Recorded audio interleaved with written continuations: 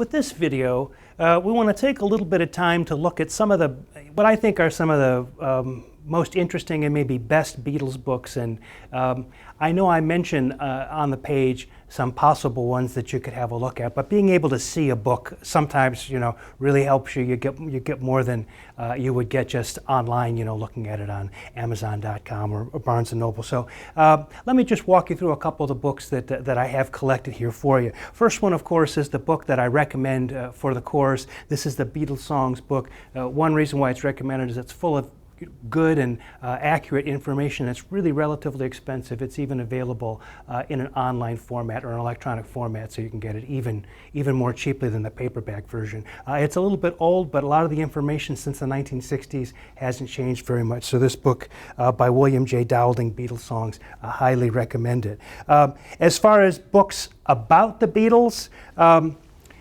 Walter Everett has written this 2-volume collection on the Beatles music, the Beatles as musicians, the first one taking us from the Quarrymen through Rubber Soul, and the second one taking us Revolver through the anthology. Walt's work, as far as musicology and music history, the more academic end of music goes, is got to be seen as the high watermark. Fantastic in his discussion not only of the biography but of the actual music and the structures and that are in place in the music. And so highly recommended, although for those of you without a lot of musical background, there could be some things in here he talks about that sort of seem like he's more addressing specialists than the general audience. But fantastic couple of books. This book by Mark Lewison, The Beatles All These Years, Tune In, Volume 1.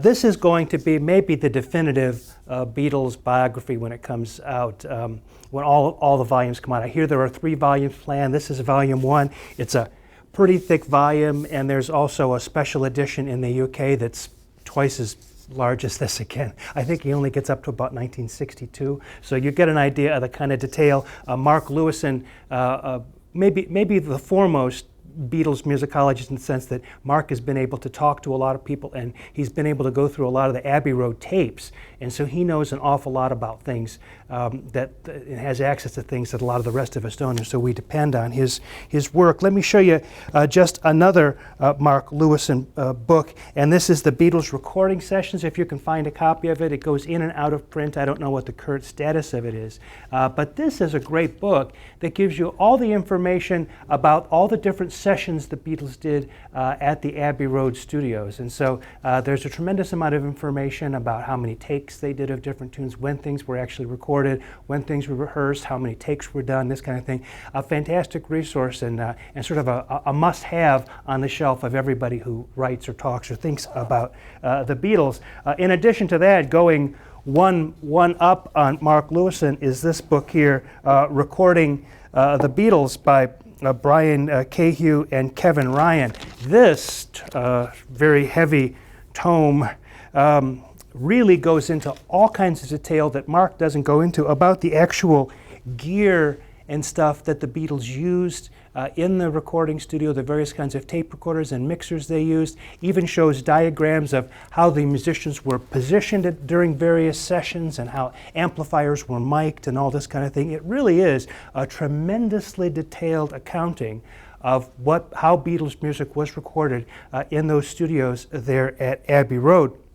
Speaking, for example, of the Beatles in England, this book recently out, in fact, I haven't had too much time to spend with it myself, The Beatles at the BBC, chronicles the group's time. It comes in what looks like, by Kevin Howlett, by the way, comes in what looks like a tape box, and then when you open it up, you get the actual book itself and some reproductions of some famous Beatle documents involving the BBC. That's kind of a cool thing to have. But again, you're going to get a very thorough account of the Beatles and all of the sessions that they did at BBC and all of their engagement with BBC Radio and BBC Television. Of course, that's very important because in the UK, BBC is about the only outlet that the Beatles had. Now, there were other independent networks that they worked with as well, but the BBC is a large part of it.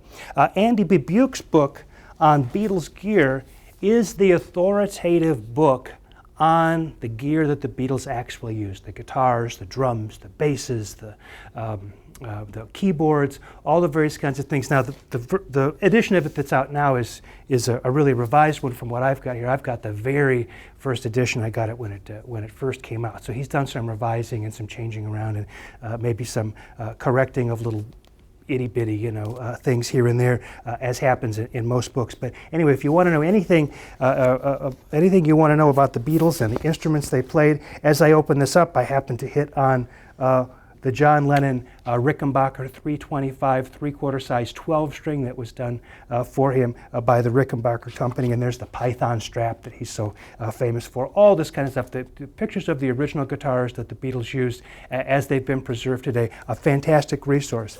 And then with regard to the Beatles talking about themselves and their own music, the Beatles Anthology is, of course, a fantastic set of interviews done by the three surviving Beatles in the 1990s, and then it blends in interviews that John Lennon had done previously. But even that big set is not everything. If you want all of what was in those interviews, you've got to get this book, another pretty hefty tome, but what it gives you is the complete transcripts. I think they're the complete transcripts of all the interviews that were done. You can also see in the interviews which remarks were made in which order or which sequence next to each other. In the anthology, they get separated out because the anthology is organized chronologically, so it sometimes changes the context a little bit to see how things came up in the actual transcribed interview. So anyway, this gives you a pretty good collection of Beatles stuff to dig in with,